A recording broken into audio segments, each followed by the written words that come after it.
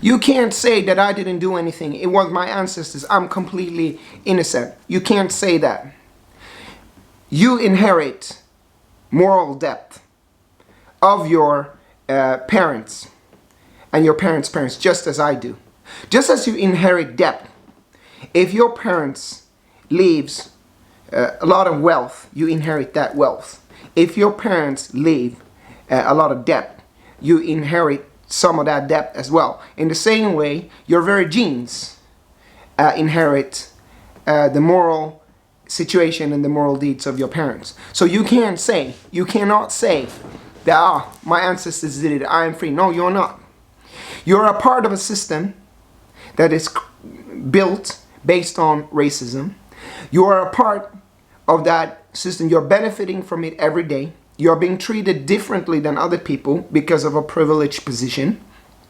You are buying goods and services that have been built on companies that have exploited black people, brown people, people in Asia, and so on.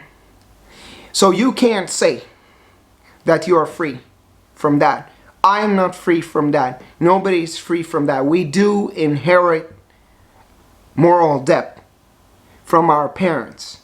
The spirit when we are born is innocent, is in a state of din al-fitra. But it's not a coincidence why certain people are born in certain bodies and certain cultures.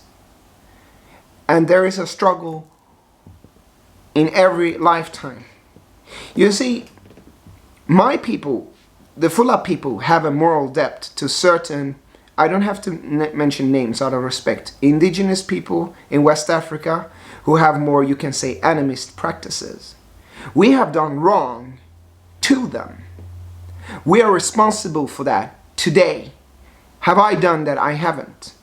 But I have benefited from a system that oppresses some indigenous people in West Africa that can have practices that can be considered animist.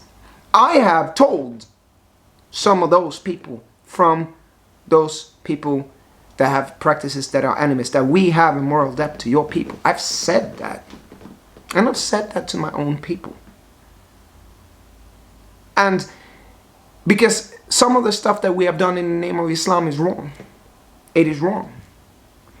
And it has been oppressive towards other practices. We have not done our best to see the universality of the teaching of Prophet Muhammad ﷺ. We have not done our best to listen to other people and their herbal practices and other practices. What it means, what's the essence of that? What is the Islamic side to it? How is this universal? We have not done our best to listen. We have been quick to judge and haram and forbidden and yada yada yada, and that has been oppressive to some people. Now I said it, okay? On my mother's side, I have Finnish blood in me.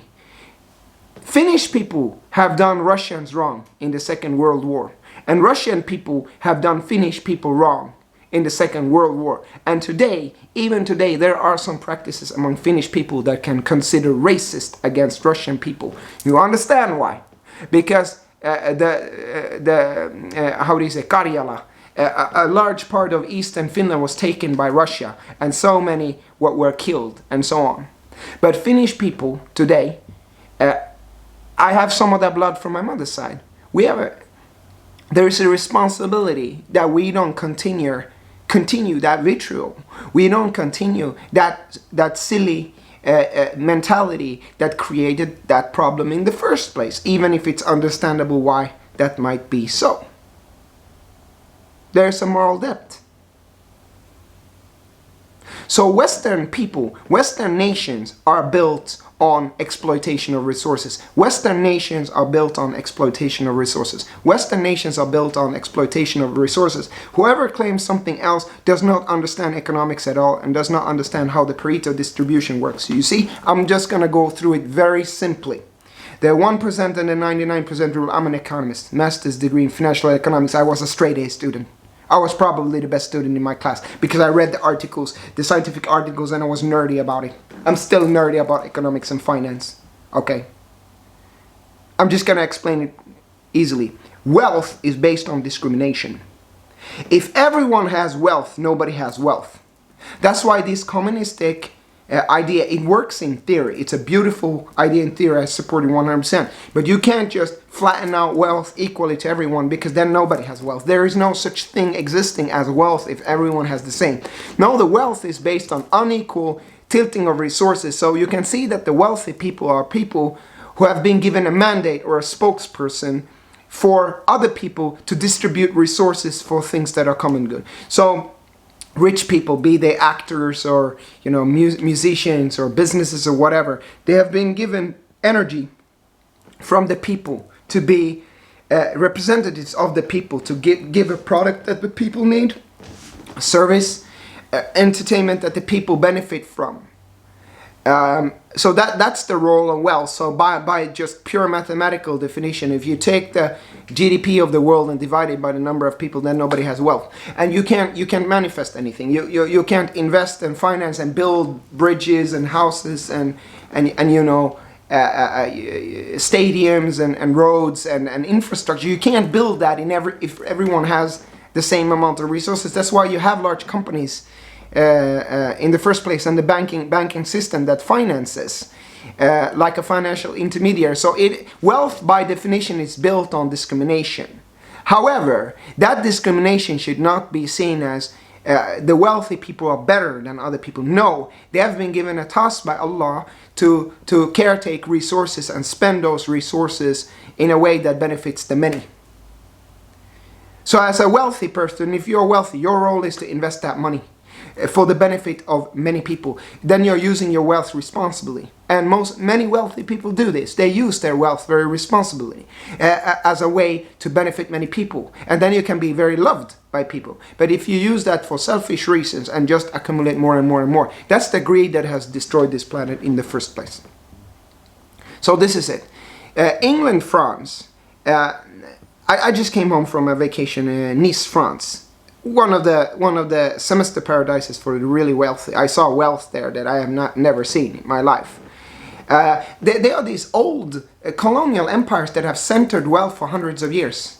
So it's unbelievable some of the luxury and abundance that you can see in Nice, France, and that just shows the concentration of wealth. Now we know that French colonialized large parts of North and West Africa. You can see that in France today. Many people are what you can say mixed French North Africans, mixed French West Africans. They say mulatto. I don't like that word. I think it's disrespectful. I don't like when people call me that. But you know that kind. You know what I'm talking about. So there has been that wealth has been built on exploitation of Africa. The British wealth has been built on exploitation of Africa and also other parts like India and so on. So the Western wealth is based on exploitation. It's based on the mineral-rich and natural resource-rich countries producing the real economics, and the nominal one is in Europe. I can't go through details of economics. It's going to be too complicated. Just to know that the money is in Europe, the resources are in Africa and Latin America and other places, and the wealth is centered in Europe. Whilst the real economics is in where the resources are in Africa, Latin America, but that's not what we are in. We're in a nominal economy. We're in an economy of currency. So the wealth is centered in France, England, United States, Germany, and some other places. And you have to understand that the entire world cannot have the same living standards as some of these European nations have. There are not enough resources to sort of make that possible for 8 billion people. So it is based on the Pareto distribution. The 1% have a lot, and you can see that very clearly in wealth. If you start studying who are the wealthiest families, they own almost everything. So it is centered like this. A very small percentage of people have almost all the wealth, and that can be okay if it's used as you're a shepherd, you're just a caretaker and distributor of resources. But it is really wrong when it's used for ego, like it is today, and that is all the problems we see in the world is because of greed and the hoarding of wealth.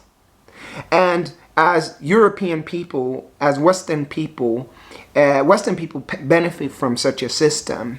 And people like me and other minority types of people from the third world, from the resource intense countries, we are the one who draw the short straw. We are the one who are expected to work extremely hard and produce all that real economic value, whilst other people just sit and manage and accumulate wealth through interest rate. That's another topic.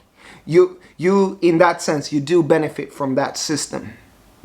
You benefit from a better treatment than myself in restaurants, in airports, in businesses, when it comes to promotions and the like. You do benefit from a system.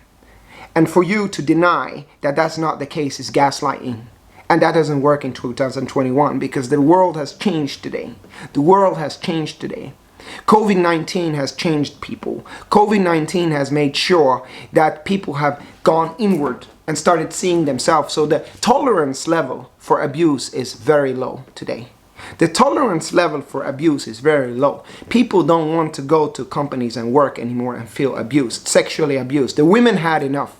And the women also have been very, very mistreated for hundreds of years in the West. That's another topic, but we are seeing the consequences of that. A lot of, sexual abuse stuff, such as, for example, is happening with Blizzard, Activision Blizzard right now, is coming forward. It's the time. People have had enough. They don't want to be mistreated anymore at work. Black people don't want to be mistreated.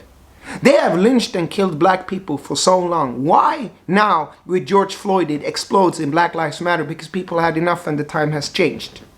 Why do all the sexual abuse stuff come up like in the Me Too movement in 2017 and 4? This has been going on for so long because people had enough. The time has changed. There's a global paradigm shift towards morality, towards doing the right thing. A lot of banks that are dealing with money laundering activities are being exposed, and they have to pay heavy fines. And banks have changed their vision and their mission statement to doing the right thing. You see, it's no longer just about profit, it's about morale. Because we start realizing, what about the new UN, sort of rules for climate change? ESG, sustainability, is starting to be talked about. We see on social media Native American speakers coming up, like for example Modern Warrior calls colonizer. You see, people had enough. People had enough. We've been abused for too long. Our history has been stolen. It has been whitewashed. We had enough. Women had enough. Black people had enough. Muslims, very soon, I think Muslims gonna have enough too. And you're gonna see Muslim lives matter. We already see Palestinian lives matter. Yes, they matter. They matter. They are human beings there. You don't have the right to bomb Gaza. You do not have the right to bomb Gaza. And terrorists labeling Palestinians, nobody buys that in 2021. Nobody believes that. It's women and children who are dying, and that's wrong. That's injustice. And the Palestinians had enough. The women had enough. Black people had enough. Native Americans certainly have had enough. Many other minorities are going to come forward and say we had enough. We are the ones who have produced the real economic wealth. And some other people have just taken that through nominal economics. And then they want to bully. No, there is enough. We inherit moral of our ancestors. And the reason is not for us to sit and feel bad. Yeah, it's good to feel bad, but the reason is so that we can change things to be the better. So yes, the West has a tremendous moral depth towards the third world. Moral depth towards Native Americans, moral depth towards black people, moral depth towards Africans, moral depth towards Muslims, moral depth towards Indian and Asian nations, moral depth towards women, Western women, and so many others. And the reason why we need to know that there's a moral depth is because that awareness, that observation of that reality, that karma, that long chain of cause and effect, actions, consequences, is so that we can change it. We can change it. That's why we need to know it, so we can change it. Because when we are unaware of it, it continues, and people had enough. Hopefully this is helpful. Assalamu alaikum.